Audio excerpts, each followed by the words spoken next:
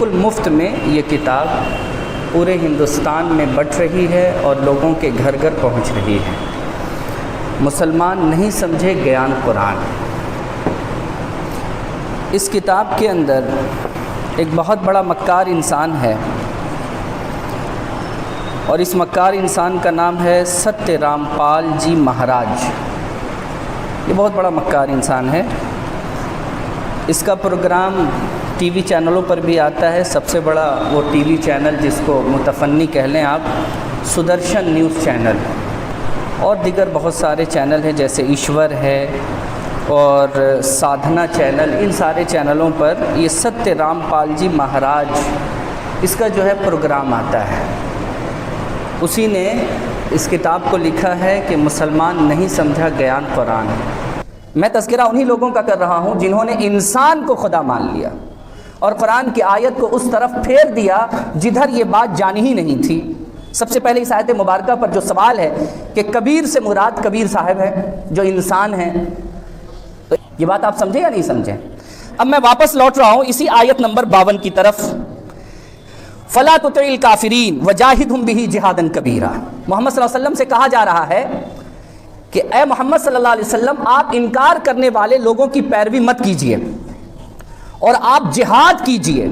किस चीज़ के साथ? किस चीज़ के साथ जिहाद कीजिए? वजाहिदहुम बिही जिहादन कबीरा। आप जिहाद कीजिए कबीर जिहाद के साथ। अब कबीर जिहाद, तो लोगों ने कहा वही कबीर जिहादी की बात हो रही है, वो जिहादी थे, उनकी बात हो रही है। आपको हम बताएं, वजाहिदहुम बिही जिहादन कबीरा। जिहादन कबीरा से मुराद यहाँ वो जिहाद है जो कुरान के जरिए करने का हुक्म दिया गया था।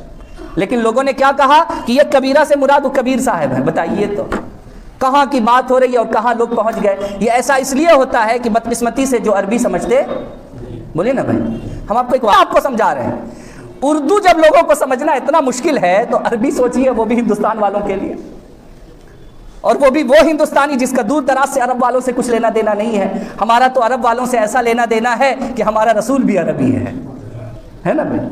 लेकिन जिसका कोई नहीं अरब में है, अब जरा बताइए वो अरबी का तर्जमा क्या जाने। उर्दू में तो लोग हल्के को हिलके पढ़ते हैं।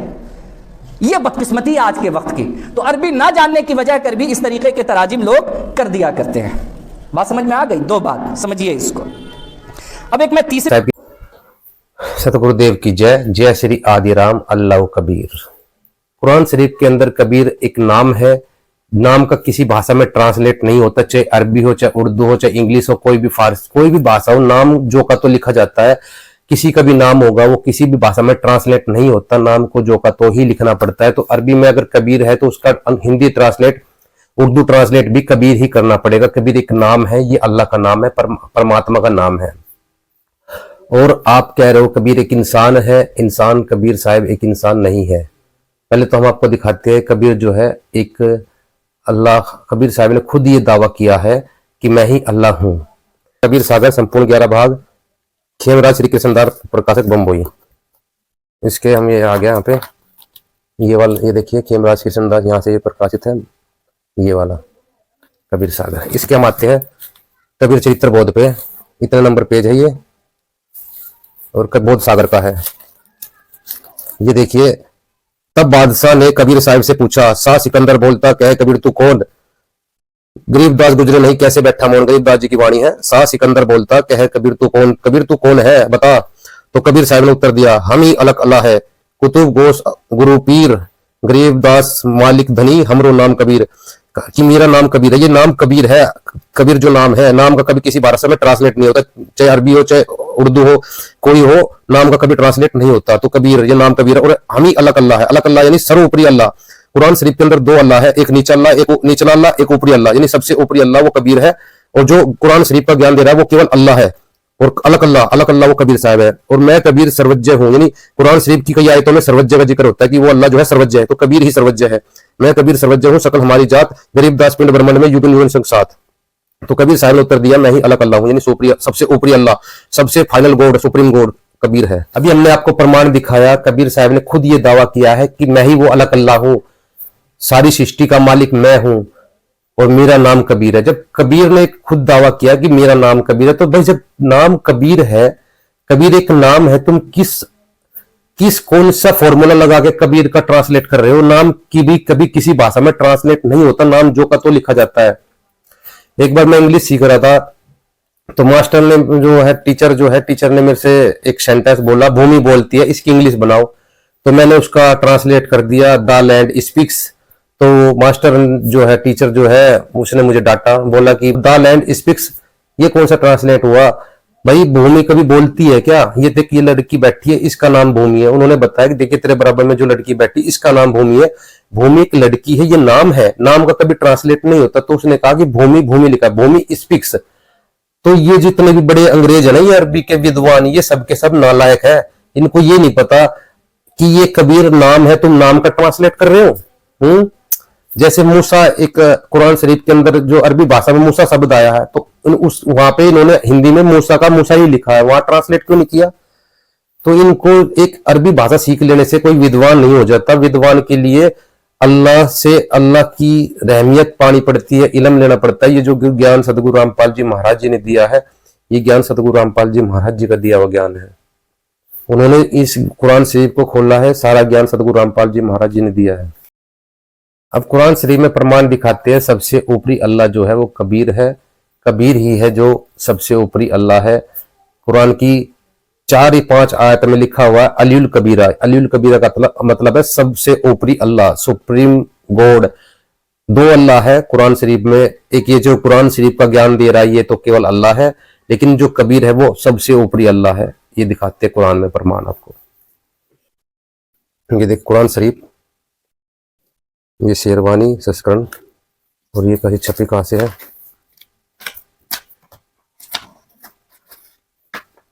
ये देखिए शेरवानी संस्करण, डीपीवी पब्लिकेशन, ये लखनऊ से छपा।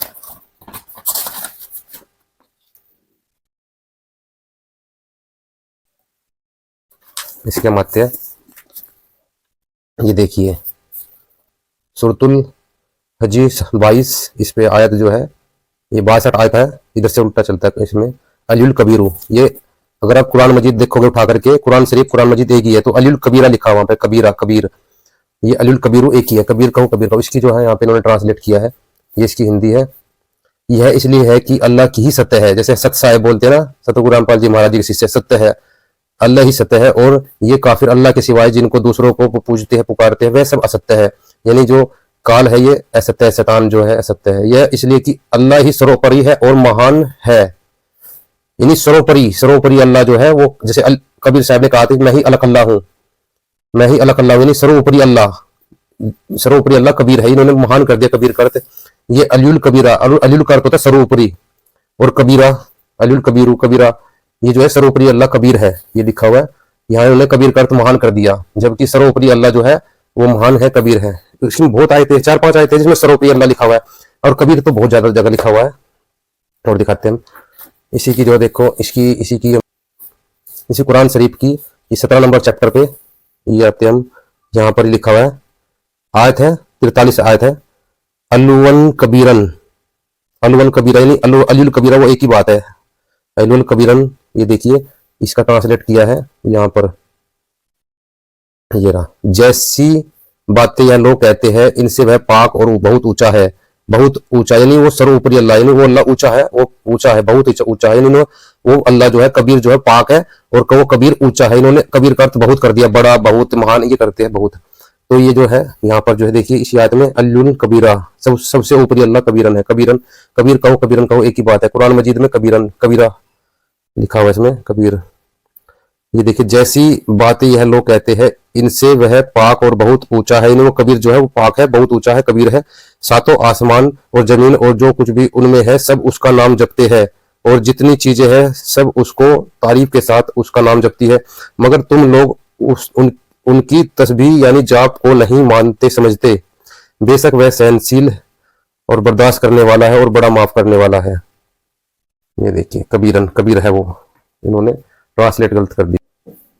अभी हमने आपको कुरान शरीफ में प्रमाण दिखाया, वो कबीर अल्लाह सर्वोपरि अल्लाह है, यानी सर्वोपरि अल्लाह। क्योंकि अल्लाह जब, अब कोई भी आपसे पूछे कि भाई आप कहाँ रहते हो, आप कहोगे मैं ऊपर रहता हूँ, तो जाहिर सी बात है लोग ये भी पूछे भाई नीचे फिर कौन रहता है नीचे। यानी ऊपर भी अल्लाह है तो फिर नीचे वाला अल्लाह भी होगा। नीचे वाला ये जो कुरान शरीफ बोल रहा है, ये नीचे वाला छोटा अल्लाह है और कबीर जो है बड़ा अल्लाह है, सर्वोपरि अल्लाह है, अलग अल्लाह है। तो हमने प्रमाण के साथ आपको दिखाया कबीर साहब जो है वही अल्लाह परमात्मा है, वही गॉड है, सुप्रीम गॉड है, कुरान शरीफ में लिखा हुआ है। और कबीर साहब ने यही दावा किया है मेरा नाम कबीर है। तो इन्होंने जो कबीर का ट्रांसलेट किया है वो गलत किया है। कुरान शरीफ के अंदर सैकड़ों जगह कबीर साहब का नाम लिखा, कबीर सैकड़ों जगह लिखा हुआ, लेकिन सर्वोपरि अल्लाह 3-4 आयतों में और लिखा हुआ है। हम आपको प्रमाण दिखाते हैं। एक तो जो है चैप्टर 34 की आयत 23-24 में भी सर्वोपरि अल्लाह लिखा हुआ है, अलील कबीरा। और चैप्टर 40 की 2, 7, 12, 20 आयत में भी अलील कबीरा लिखा हुआ सर्वोपरि अल्लाह।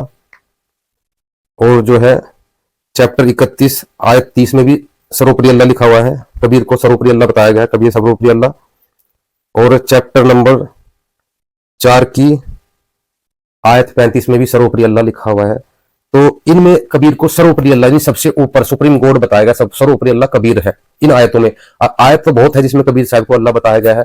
और कुरान शरीफ के अंदर 2 अल्लाह का प्रमाण है, एक तो कुरान शरीफ बोल रहा है, एक उससे अलग जो अल्लाह है, जो सर्वोपरि अल्लाह कबीर है, वो थर्ड पर्सन है, वो हजरत मोहम्मद जी से उसकी जानकारी, इस अल्लाह की जानकारी तो हजरत मोहम्मद जी को ये अल्लाह दे ही रहा है, लेकिन उस कबीर अल्लाह की जानकारी जो सर्वोपरि अल्लाह, उसके लिए ये ऑप्शन देता है कि हजरत मोहम्मद उसकी जानकारी तो किसी बाखबर से जाकर पूछ। सूरत फुरकानी 25 आयत 59 में कह रहा है कि जिसने जमीन और आसमान के बीच में जो कुछ भी है सबको पैदा किया और फिर तख्त पे जा बैठा, उस अल्लाह की जानकारी तो किसी बाखबर यानी तत्वदर्शी संत से जाकर पूछ लो।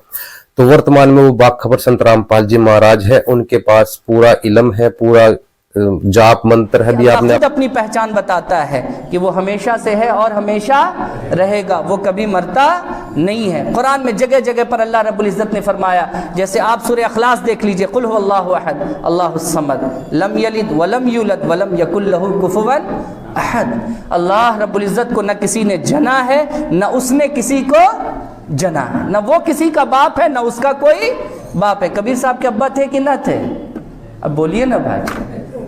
जिसका अब्बा हो खुदा कैसे हो सकता है? यहां तो बेस हमें दिया जा रहा है कि अल्लाह वो है जिसका कोई अब्बा और न वो किसी का अब्बा है। ये भी एक कमाल की बात है, न वो किसी का अब्बा है, न उसके कोई अब्बा है। तो ये तो सबक है जो कुरान ने हमें और आपको सिखाया। ये लोग जाते हैं, इनके पास कोई इल्म नहीं है, ये अज्ञानी व्यक्ति है।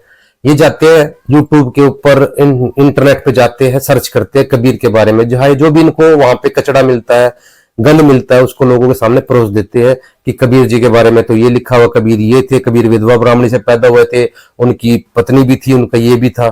भाई साहब, अगर मुझे हजरत मोहम्मद जी के बारे में जानना है तो मुझे इस्लाम धर्म की किताबों में उस हजरत मोहम्मद जी के बारे में पढ़ना पड़ेगा।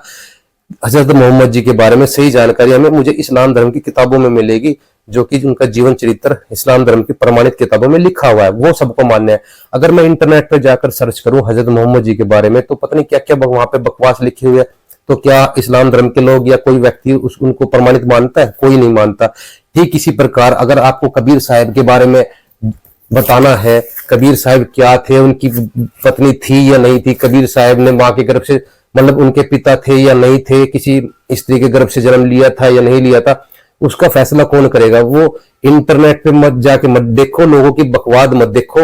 ये जो है कबीर सागर है, कबीर शब्दावली है, कबीर बीजक है, बहुत सारे कबीर साहब के ग्रंथ है, उनमें बताओ कबीर साहब के बारे में क्या लिखा हुआ है, कबीर साहब क्या थे, उन्होंने उनकी रियल जानकारी कबीर साहब के ग्रंथों में लिखी हुई है। इथों की गवाही चाहिए प्रमाणित। जैसे मैं कुरान शरीफ का प्रमाण दे रहा हूं ना, ऐसे कबीर सागर से प्रमाण दे के मुझे दिखाओ कि कबीर साहब के बारे में कहा लिखा हुआ है कि वो विधवा ब्राह्मणी से पैदा हुए थे, कहा लिखा हुआ है उनकी पत्नी थी। संत ग्रंथ शास्त्रों से प्रमाण दो ना। मैंने कुछ आर्गुमेंट्स दिए हैं कि वो जो अल्लाह है वो ना तो उसका कोई अब्बा है, ना वो किसी का अब्बा है, यानी ना तो वो किसी की गर्भ से पैदा होता है और ना ही वो किसी को अपने शरीर से पैदा करता है, यानी किसी स्त्री को रख करके बच्चे पैदा नहीं करता। आइए दिखाते हैं कबीर साहब को ना तो किसी स्त्री ने जना, ना ही उन्होंने कभी किसी स्त्री से शादी की और ना ही उन्होंने बच्चे पैदा किए। प्रमाण दिखाते हैं। कबीर सागर सिक्के महाराज कृष्णदास प्रकाशन, वही कबीर सागर है ये। इसके हम आ जाते हैं बोध सागर, कबीर चरित्र बोध, और पेज नंबर इतने पे आ जाते हैं। कबीर साहब का काशी में प्रकट होना। संवत 1455 विक्रमी जेठ सुदी पूर्णिमा सोमवार के दिन सतपुरुष का तेज काशी के लहर तालाब पर में उतरा। उस समय पृथ्वी और आकाश प्रकाशित हो गया। बिजली चमक रही थी। जिस समय वह प्रकाश तालाब में उतरा उस समय समस्त तालाब जगमग जगमग करने लगा और बड़ा प्रकाश हुआ। वह तेज बालक के आकार में हुआ। उस जल के ऊपर कमलों के पुष्प पर उतरने और बालक के सदृश हाथ पांव फेंकने लगा। वह तेज अपने समस्त प्रभाव के पृथक करके मनुष्य के बच्चे के आकार में दिखाई दिया। नीरू जुलाहा काशी नगरी में रहता था। वह दिवस वह अपनी स्त्री सहित चला आता था। उसकी स्त्री नीमा प्यासी हुई जल पीने के लिए तो उस तालाब पर गई। वहीं देखा तो वह एक बड़ा ही सुंदर बालक कमलों पे पैर मारता फिरता है और हाथ पांव फेंक रहा है। उस बालक को देखकर नीमा तालाब के भीतर घुसकर उस बच्चे को अपनी गोद में उठा लिया और तालाब से बाहर निकल नीरू के पास आई। यही कबीर साहब माँ के गर्भ से जन्म ले लिया, वो प्रकट हुए थे कमल के फूल पर, यह सिद्ध हो गया। फिर नीरू ने काजी को बुलाया और पूछा कि इस बालक का क्या नाम रखना चाहिए। जब काजी किताब खोलकर बालक का नाम स्थिर करने लगा तब कुरान के मध्य में बालक के 4 नाम निकले, कबीर, अकबर, कबीरा, कबीरिया। ये 4 नाम देखकर काजी चुप हो गया और अपने दांतों के नीचे उंगली दबाने लगा। फिर वह कुरान खोलकर देखता तो समस्त कुरान उन्हीं नामों से भर दिखलाई दिया। इन्हें सब कुछ खत्म हो गया, ये केवल 4 नाम रहे कुरान के अंदर। अब काजी के मन में अत्यंत संदेह उत्पन्न हुआ कि ये 4 नाम तो खुदा के हैं, अब क्या करे, हमारे धर्म की अप्रतिष्ठा हुई। ये 4 नाम तो खुदा के हैं। अब यहाँ पर आते हैं, अब कौन उपाय करना चाहिए कि ये ऐसे दरिद्र जुलाहे के पुत्र का इतना बड़ा नाम ना रखा जावे। यानी एक छोटे जुलाहे का इतना बड़ा नाम नहीं रखना चाहिए। कबीर बहुत बड़ा नाम होता है मुसलमान धर्म में। इन 4 नामों के सिवा और कुछ नहीं निकला। तब काशी के काजू ने आपस में सम्मति की और नीरू से कहा कि हे नीरू, तू इस बालक को अपने घर के भीतर ले जा, मार डाल खपा दे। तब वह जुलाहा कबीर साहब को अपने घर के भीतर ले गया, उनको छुरी से काटने लगा। छुरी एक ओर से दूसरी ओर पार निकल गई, न कोई घात हुआ और न ही लोहू का एक बूंद ही निकला और न गले पर कोई चिन्ह हुआ। नीरू यह आश्चर्य में वृतांत देखकर एकदम डर गया और थर-थर कांपने लगा। उसके हाथ पैर छुरी गिर गई, वह अचेत सा हो गया। तब कबीर साहब बोले कि हे नीरू, मेरा कोई माता पिता नहीं है। यानी कबीर साहब का कोई अब्बा नहीं है, न कोई माता है, ना मैं उत्पन्न होता हूँ, न मैं मरता हूँ। अब ये कह रहा है जैसे कबीर जी आए और चले भी गए। कबीर साहब ना तो पैदा होते हैं, ना मरते हैं, ना मुझको कोई मार सकता है, ना मैं किसी को मारता हूँ, और ना मेरा शरीर है, ना मेरे मांस चरम हड्डी है, रक्त है। यानी कबीर साहब मैं स्वयं प्रकाशमान हूँ, मैं स्वयं प्रकाशमान हूँ। यानी कबीर साहब के शरीर में हड्डी नहीं है, मांस नहीं है, हाड़ मांस का शरीर नहीं है, माता पिता के सहयोग से बना कबीर साहब का शरीर नहीं है। कबीर परमात्मा का, जैसे ये कहते हैं कि कबीर साहब का जैसे कहते हैं कबीर साहब के हाथ पैर तो है लेकिन वो लेसेस कमिश्नर है। मतलब ये जैसे बताते हैं कबीर साहब के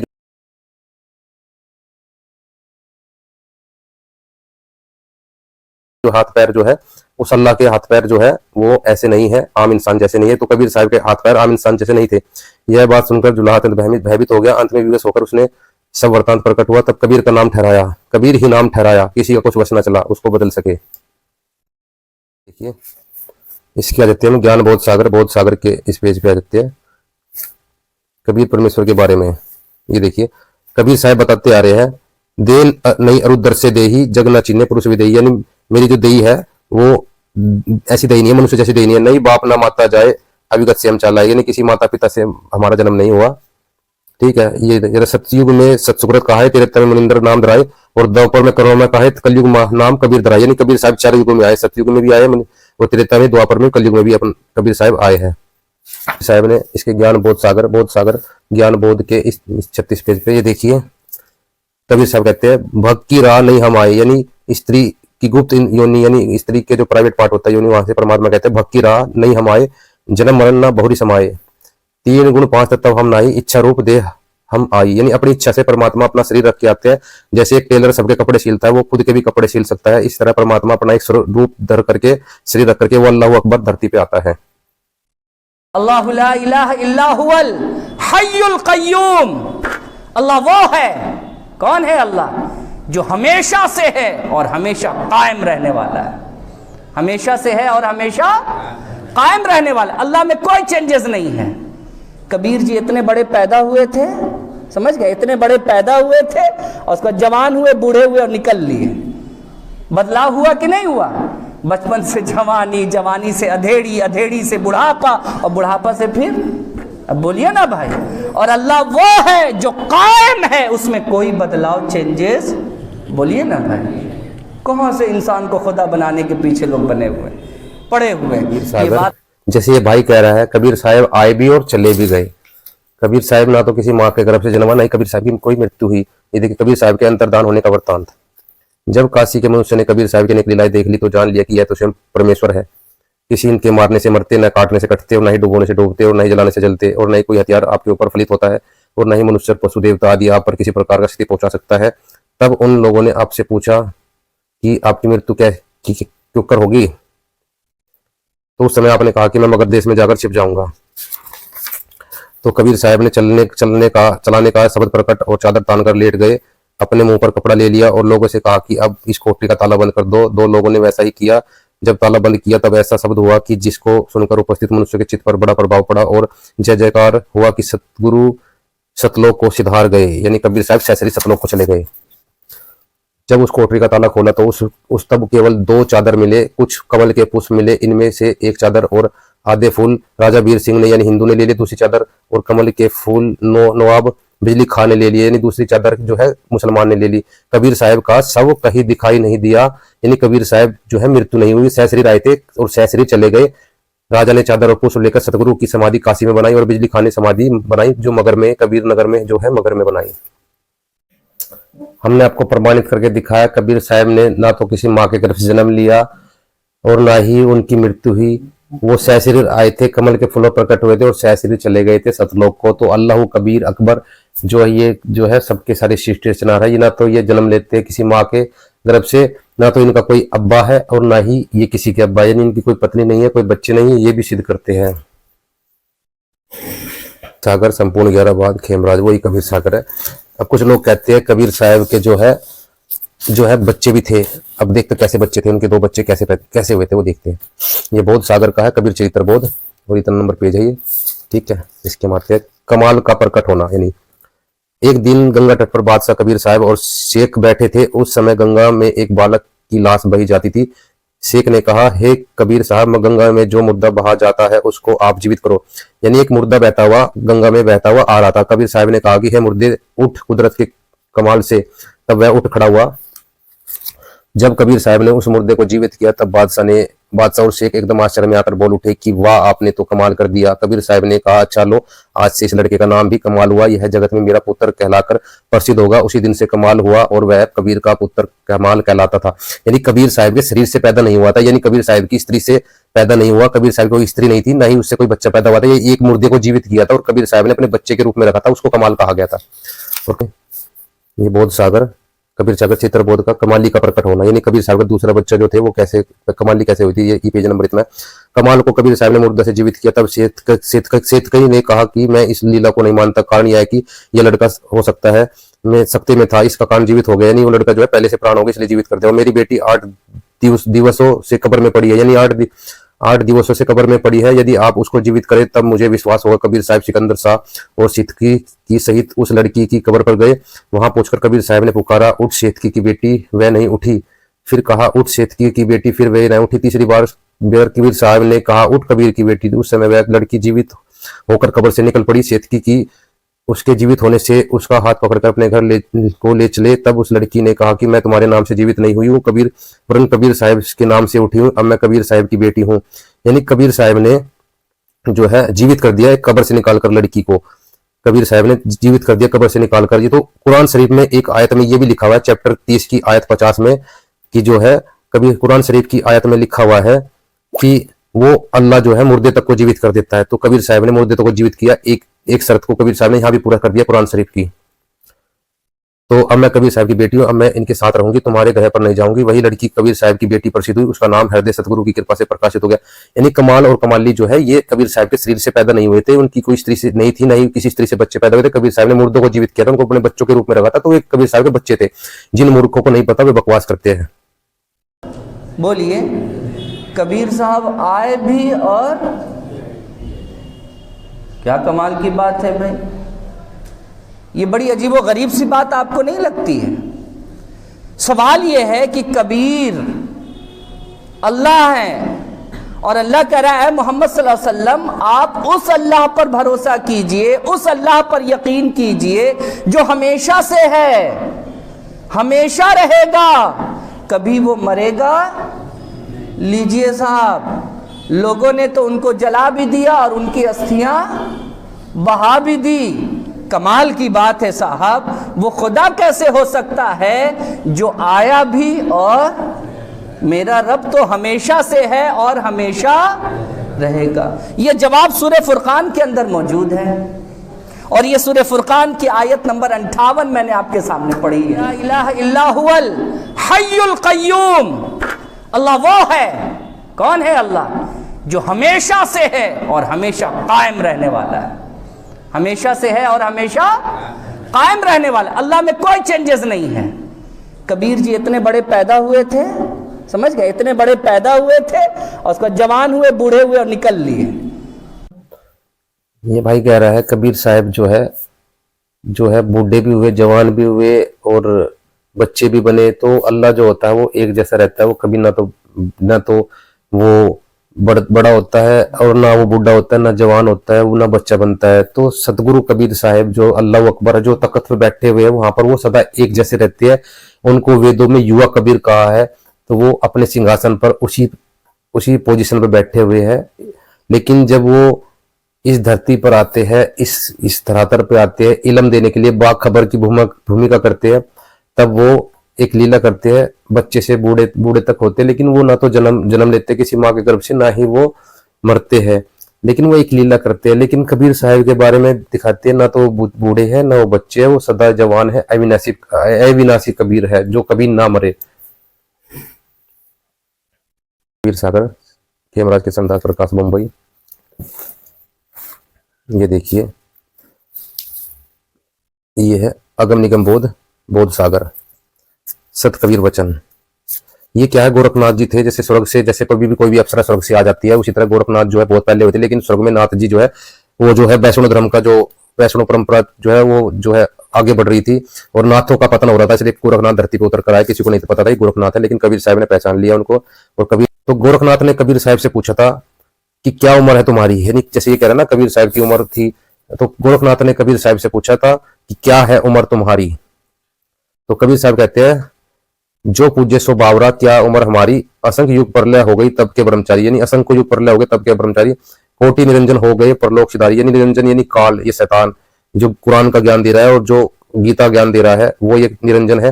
कहते करोड़ों तो निरंजन मर लिए परलोक सिधारी, हम तो सदा महबूब है सो हम ब्रह्मचारी, और 10 कोटि ब्रह्मा भय 9 कोटि कन्हैया, यानी 9-10 करोड़ तो ब्रह्मा मर गए और 9 करोड़ कन्हैया यानी विष्णु जी मर गए, और 7 करोड़ शंभु यानी शंकर मर गए, मोरी एक नहीं पलैया, यानी मेरी एक पल की उम्र कम नहीं है, कोटि नारद हो गए मोहम्मद से चारी, करोड़ों नारद मर लिए और मोहम्मद की तो गिनती नहीं है, हजरत मोहम्मद जितने देवताओं की गिनती नहीं, क्या सृष्टि विचारी, और ना ही बूढ़क नहीं बालक नहीं भाट भिखारी। ये कह रहा ना कबीर साहब बूढ़े भी हो गए और बालक भी हो गए। कबीर साहब कह रहे ना तो मैं बूढ़ा हूँ और ना ही मैं बालक हूँ और ना ही भाट भिखारी, कोई भिखारी नहीं हूँ। क्या है कबीर सुनो गोरखनाथ, ये है उम्र हमारी, और अविदु अविगत से चले आए, कोई हमारा भेद मरम नहीं पाया, यानी कोई मेरा भेद नहीं पाया, मैं अविगत से चल के आऊँ, सबसे टॉप पे अलग अल्लाह का ना सबसे ऊपरी टॉप स्थान परमात्मा का, वहां से तखत से कबीर साहब चल कर आए थे। ना मेरो जन्म गर्भ बसीरा, बालक है दिखलाया, काशी जल कमल पर डेरा। यहाँ कबीर साहब कहते फिर से बताया कि मेरा गर्भ से पैदा नहीं हुआ मैं, और काशी जल कमल पर डेरा तहा जुलाई ने पाया, और माता पिता मेरे कुछ ना ही। यहाँ भी क्लियर किया कि हमारे कोई अब्बा नहीं है, माता पिता कुछ ना ही, और ना मेरे गृहदासी ना मेरो गृहदासी, यानी कबीर साहब की कोई पत्नी भी नहीं थी। कबीर साहब रिजेक्ट कर रहे हैं कि मेरी कोई पत्नी भी नहीं थी, जैसे ये पाखंडी लोग कहते हैं कबीर साहब की एक लोई नाम की पत्नी थी। शास्त्रों में कहीं प्रमाण नहीं है, ये अपनी तरफ से मनगढ़ंत बकवाद करते हैं। और ना ही उनके कोई बच्चे थे, हमने अभी सिद्ध करके दिखाया। जुलाहे का सुल्तान का जगत करे मेरी हासी, और धड़ नहीं मेरे गगन कचुनाही, सूझे अगम अपारा, सत्स्वरूपी नाम साहिब का सो नाम हमारा, और ज्योति अलख निरंजन सो जपे नाम हमारा। यानी जो काल निरंजन है ये कुरान शरीफ का ज्ञान देने वाला अल्लाह भी मेरा नाम जपता है, जो गीता का ज्ञान दे रहा है वो कुरान शरीफ का ज्ञान देने वाला अल्लाह भी मेरा नाम जपता है। ज्योति स्वरूपी अलख निरंजन, ये अलख निरंजन है, कबीर साहब अलख अल्लाह है। ये जपे नाम हमारा, हाड़ चाम लोही नहीं मोर, वो सतनाम उपासित, तारन तरन अभय पद दाता है, क्या है कबीर अविनाशी, यानी कबीर अविनाशी है जो कभी ना मरे, और तारन तरन अभय पद दाता जो मुक्ति के दाता है वो कबीर अविनाशी यानी कबीर साहब है। और जैसे कि इन्होंने एक आयत में बताया भी है वो कबीर साहब है। जो अभी हमने प्रमाण के साथ दिखाया, कबीर अविनाशी। कबीर साहब ने खुद कहा कि मैं ही हूँ कबीर अविनाशी जो कभी ना मरता। तो इनकी जो कुरान शरीफ सूरत फरकानी 25 और आयत 58 में भी कहा है, वो परमात्मा सदा रहने वाला है, वो कभी नहीं मरता, वो जिंदा है, हमेशा जिंदा रहने वाला। तो वो कबीर साहब है। हर चीज में प्रमाणित करके दिखा दिया। इसके सारे आर्गुमेंट जितने भी दिए थे सबको प्रमाण के साथ दिखाया है, हर चीज का प्रमाण दिया है, हर एक चीज प्रमाण के साथ। ये सारा ज्ञान सतगुरु रामपाल जी महाराज जी का दिया हुआ है। मैं तो सिर्फ उनका कुत्ता हूँ जो भौंक रहा हूँ। मुझे तो कुरान शरीफ का क्या भी नहीं पता था, लेकिन सतगुरु रामपाल जी महाराज जी की दया हुई, जो ये सारा जो ज्ञान गुरु जी ने मेरे द्वारा खुलवाया है। और सतगुरु रामपाल जी महाराज जी ही बाखबर है इस धरती पर, कोई दूसरा बाखबर नहीं है। जिनको अल्लाह कबीर अकबर का जो पूरा इल्म है वो केवल संत रामपाल जी महाराज है। उनकी किताबें पढ़े, ज्यादा से ज्यादा उनके इल्म को समझे, ज्ञान को समझे। सभी मुसलमान हमारे भाई बहन हैं। मुस्लिम धर्म के लोगों से अपील करता हूं, उनकी किताबों को पढ़े। मुसलमान नहीं समझे ज्ञान कुरान, इस किताब को गहराई से पढ़े और खुद निर्णय करे कि क्या सच है क्या गलत है। और सतगुरु रामपाल जी महाराज जी से नाम दीक्षा लीजिए। हम हिंदू मुसलमान कोई अलग नहीं है, हम एक ही अल्लाह परमात्मा की संतान है। हमारा जो अल्लाह खुदा परमात्मा है, वाहिगुरु है, वो गॉड है, सुप्रीम गॉड है, वो एक ही है, वो है कबीर साहेब, कबीर परमात्मा। प्रमाण के साथ दिखाया है। और इसी के लिए सभी को मेरा राम राम, सत साहेब।